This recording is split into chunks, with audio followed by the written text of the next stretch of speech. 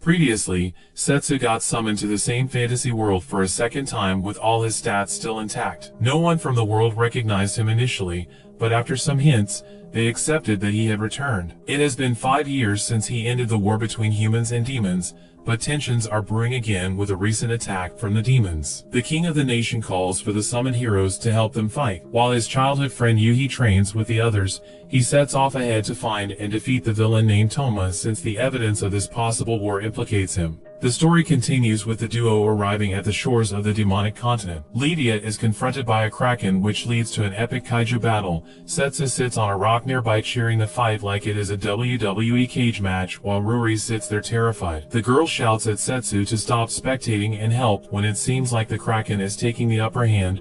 Lydia even gets sprayed with a ridiculous quantity of ink while apprehended. After a short struggle, the sea god regains the advantage and defeats the kraken. She comes to land in her human form, where Setsu officially reintroduces Lydia as a good friend of his. The god of the sea lets it be known that Ruri is lucky to even have the opportunity to lay eyes on her. The girl expresses her excitement for having this chance. Lydia turns her attention to Setsu and begins to get mad at him for not helping her. She points out that the ink stains on her body are a result of his inactivity. He explains that he anticipated that the kraken wouldn't be a problem for her to handle. The hero also confesses he wanted to witness an awesome uninterrupted kaiju battle, as it is very rare. The god of the ocean begins to complain about the sudden call. After 5 years of no communication, she finds it rude that the reason he got in touch was for her to act as an organic boat for him to traverse to the demonic continent. Even after all of that, he proceeded to leave her to fend for herself in battle. This causes Setsu to feel shy when she lists all of the things he has done wrong. They are interrupted when Ruri wants to know what they're going to do with the defeated kraken, because they can't just leave it lying around like that. Lydia comments that Setsu will deal with it.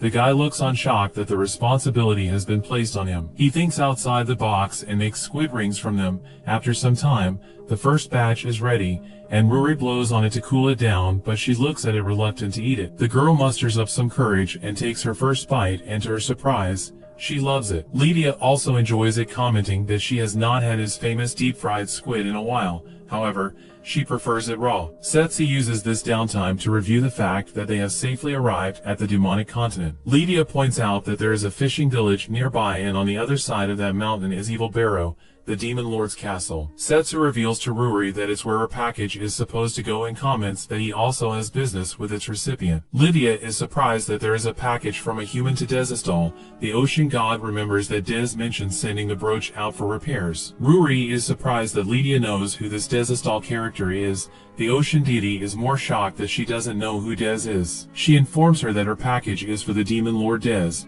which causes a look of dread to wash across her face. She even loses all color as Lydia informs them that the rest of their journey will be on foot. She feels like her job is done and begins to leave. Setsu is a little surprised that she's not going to accompany them further. Lydia points out that she kept her promise and maintained the peace ocean on the seas. She continues her grievance, saying that after a long absence, he returns only to treat her like a boat with a new female companion, yet he expects her not to get upset. Setsu doesn't have a concrete explanation.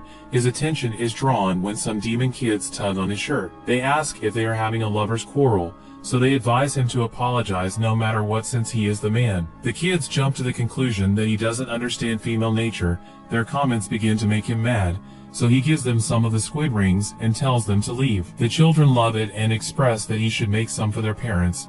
Lydia is open to the idea, as there is plenty of kraken left over. Ruri also points out that if they prepare some for the villagers, it will not rot and go to waste. Setsu doesn't have an option, so he loads it on a cart and makes his way to the village with it. Before his arrival, the villagers are in a dismal state because the kraken's presence has made them unable to fish.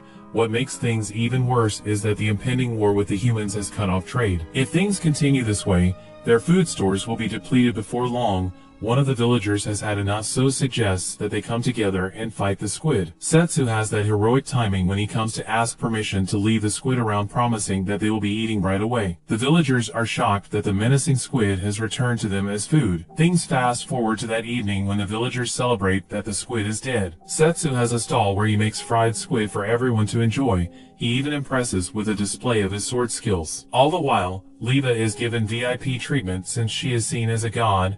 They give her the best seat with their finest drink and food. During that interval, the head personal guard of the Demon Lord does a sweep around the area, and from a distance, he he sees that the village is lit up. He interprets this as an attack from the humans and dashes toward the village to save his people. All the while, Ruri calls Leva over to discuss how she knows Setsu and their affiliation with the Demon Lord. She explains that 5 years ago, they fought when Setsu tried to cross the ocean without her permission. After he defeated her, he recruited her to help him bring an end to the war. While telling the story, she reveals that Setsu is the famous hero of her kingdom. This shocks Ruri, but it explains his strength and how he knows such high-level people. She is now confused as to why someone of his stature would be her guard. Lydia points out that he wouldn't talk about it unless prompted. Ruri links the recent drop in the number of sea accidents to Lydia's promise to Setsu. Ruri wants to know if the sea god is angry at Setsu based on her earlier comments.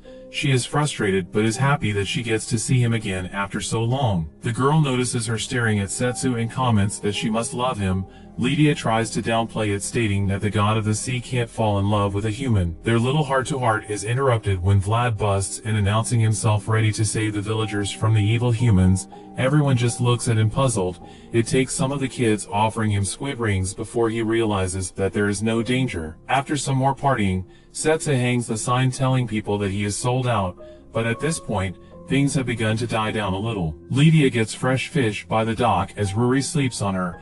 Vlad humbles himself to give his apologies for his earlier behavior. He is surprised to see her around the village in her human form. Setsu joins them and is happy to see Vlad after so long. He recognizes Setsu by his sword, magic power, and the squid rings, but he comments about his change of appearance. The hero finds it odd that the Demon Lord's closest officer is out of the castle at this time. He wants to know if it's because of the war. Vlad confirms his suspicions, revealing that he was looking for Lydia. He is pleasantly surprised that Setsu, the missing hero, is also available. He swallows his pride and pleads with them to save the Demon Lord.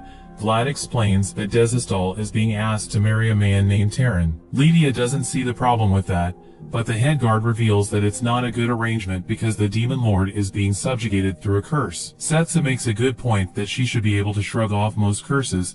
Vlad reveals that the powerful curse has been embedded inside a necklace. The hero is intrigued by this spell that even the Demon Lord can't overcome. Setsu is more shocked when Vlad states that humans began the war about a month ago when they invaded with soldiers in massive armor and even left their country's flag behind. Just like the humans, they too sent an emissary but haven't heard anything from them yet. Terran took advantage of the Demon Lord's reluctance to go to war, offering to negotiate on their behalf. Vlad believes that he has the power to end the war because he is the world's wealthiest merchant. Most of the merchant ships at sea are owned by his company. He is basically the Jeff Bezos of the fantasy world. Both humans and demons need the merchants to help to wage a cross-continent war, so he has a lot of leverage. Setsu makes a comment that insinuates that it's not honorable that the Demon Lord is willing to become a slave to stop this war. As he starts to argue with Vlad over the matter, Lydia points out that she's doing it because she promised Setsu she'd maintain the peace. This shuts Setsu up a bit as the sea god continues that it is only a silly woman that would cling to a promise made to someone who disappeared. However, that too is the reason why they can't let her face this alone. Vlad proceeds to give them more details about the situation, but the date of the wedding ceremony is unclear. What he does know is that they don't have a moment to waste. The head guard warns them that Terran is surrounded by skilled guards. There are also monsters all over the road that leads to the castle, so Setsu should try and conserve his magic powers. Lydia states that she will deal with all the fodder, which causes Vlad to bow in gratitude. The duo decide to take the shortest route to the castle as he teases Lydia on her ability to keep up with him. They both set off into the night with speed. As they rush through the forest, the duo reminisce on their last visit to the castle when they were launching a surprise attack. Their trip down memory lane is interrupted by a beast attack, but Leva swiftly deals with them. They stop for a moment to discuss their plan, which is to stop the wedding and defeat Terran. Setsu suspects that the merchant has some involvement in this war. Both the demons and the humans claim that they were attacked first, and both give an exact time frame and enemy type. He is sure those attacks were not from either side, but a third party looking to fan the flames of war. Just like the last war, this one didn't break out by coincidence, and it is too convenient for Terran to show up selling peace with a cursed necklace. He is sure that the merchant at least knows something. They are attacked by the beasts again, and Leva deals with them once more. Setsu comments on how much stronger she has gotten. The two of them proceed to the castle as the sea god thinks about how lucky she is to see a different part of the world thanks to Setsu's adventures. She returns to the present as their destination comes into view. That brings the episode to an end.